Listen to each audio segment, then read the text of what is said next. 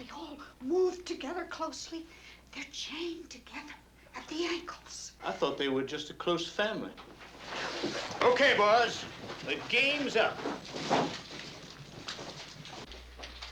The old lady must have told. You're going back to that prison, and this time, you're gonna stay there.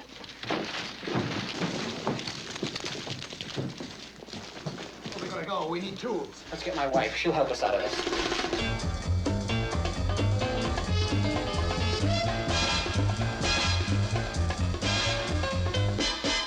Oh, Virgil, if you'd only listened to me and gone straight. Honey, we needed the money and I robbed a bank. Virgil, when are you going to stop doing that? Don't you realize you're a father? You have responsibilities. If she's my wife, I'd build her one. Do you mind keeping out of this, please? I don't want to discuss it unless we're alone. Well, I want to discuss it now. All right, you don't want to discuss it alone? Okay. I'm going to the next room, and I want to talk about it right now. I can't come in alone. I'm chained. I'm never going to be alone unless we go someplace where they got tools or something. These guys are with me for good now. How do you think I feel? I'm a young woman sleeping alone here every night. Darling, look. Don't you think that means something to me? How do you think I feel? I think back to the days when you were in the Philharmonic. I was never in the Philharmonic. We used to lie in bed. You used to make love to me. You used to recite poetry and play with that doll you got me. Very long fellow. Darling, look. You guys look away for a minute. Sweetheart, don't you know that no matter what happens, you're always going to mean the same to me? You stop giggling.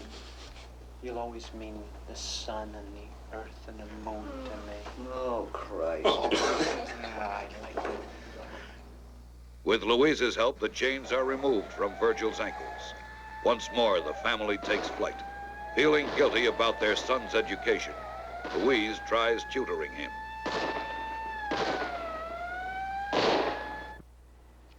He's been very depressed. He has. I think if he had been a successful criminal, he would have felt better. You know, he never made the 10 most wanted list. It's very unfair voting. It's who you know. Virgil Starkwell embarks on a series of crimes that make him a wanted desperado.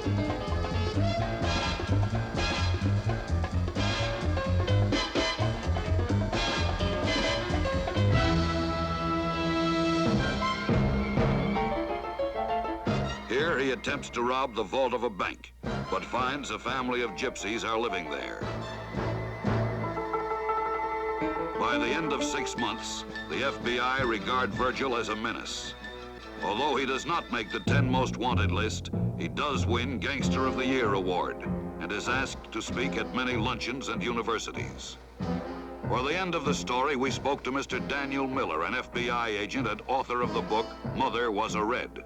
The FBI actually wanted Virgil very badly. Mr. Hoover was quite upset by Mr. Stockwell and his activities. In fact, he confided to me on several occasions. I can remember one very well after a bowling match on Thursday night. And when she said he couldn't sleep nights, he was smoking a little too much. And he thought that this criminal, as he put it, might very well be part of a subversive plot. Obviously an atheist and a pinko, and trying in general to disturb our society. We finally traced him to a cheap neighborhood down in Lower East Side of New York, where he was living at the time in a very sleazy, rundown tenement house. Virg, I remember him. I used to live with him, as a matter of fact, in the same rooming house, that is. One day he told me he was a gynecologist, and he couldn't speak no foreign languages. Who's he kidding? I thought I saw his picture on a post office. I didn't remember whether it was on the wall or on a stamp. You remember Virgil? Oh, yeah. Yeah? What was he like? Well, I don't know. Now I think he's brilliant. I mean, just absolutely brilliant. Just when I found out that he was a criminal, I just couldn't believe it. I just thought I was going to die, because he just was the best cover-up job I've ever seen in my life. I mean, unbelievable acting job. I actually believed that he was an idiot. I mean, I really believed, and I wasn't the only one. Like, everybody thought so. Everyone just thought that he was such a schlemiel, and it turns out he's a criminal. Just to think that that idiot was a criminal, I just can't believe it. I mean, you never met anybody like this in your life. You've never met such a nothing. I can't believe it, that there was a mind working in there that could rob banks. It's phenomenal. Phenomenal. You know what, once I said to him, what do you do? He said, I rob banks. Go no, right? But we finally caught up to him. And, I think it was April 11th, we finally captured Virgil. It was sort of very odd circumstances. An amateur photographer happened to be there at the time and took the only known films of his capture. I was coming down here. This is the spot where it actually happened. You see, as a matter of fact, I had just brought my pants into the cleaners, and I was sort of angry with them because last time I brought them in, I asked them to sew a button on, and they hadn't. Did you get to the point? Oh, yes. Well, I'll tell you exactly what happened this morning with me and about the camera. Well, back to this thing in which I became known merely because of what happened and I had the camera. I was having breakfast in the morning. I think it was 2 fried eggs, toast. I don't know whether it was orange juice or grapefruit, but I remember I had a juice. I don't remember what it was. But at that time, it was orange juice, that's right. In fact, I've got them right here. I'd like to show them to you. The very last films of Virgil Stockwell being captured by the FBI. Right, get your hands up. This is a sticker. Hey, I know. Virgil Stockwell. That's right. Eddie, what, Haynes? That's right.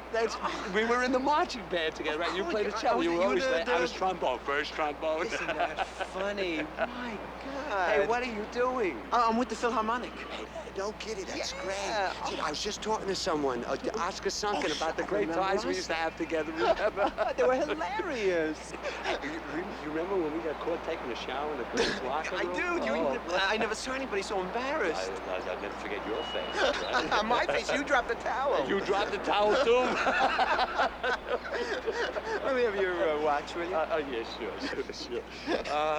Hey, remember that we painted the car yellow? Right, on Halloween, I remember that. That's right, it was Halloween. That was really fun. It was yellow stripe. That's right, like a barber pole. Hey, keep your hands up, or I have to shoot you. Oh, yeah. Oh, Jesus, remember the football game?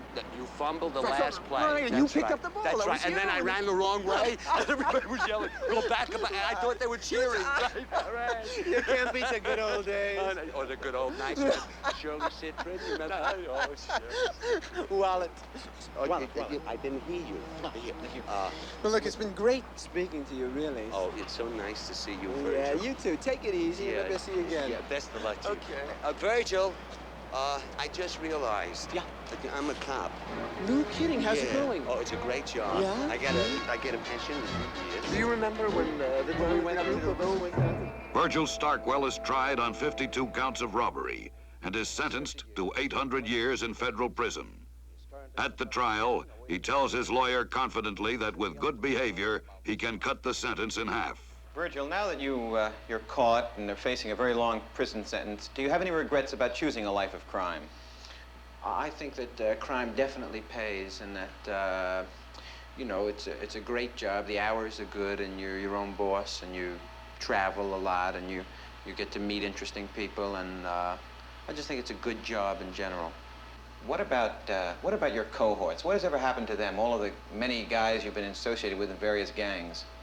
A great many of them have become homosexuals, and some of them have entered into politics and sports. Well, how do you manage to spend your time in prison? Do you have any hobbies or anything? I do. I've been working on. I've been doing a lot of stuff in shop actually, and I'm very skilled with my hands. You know, if it's raining out.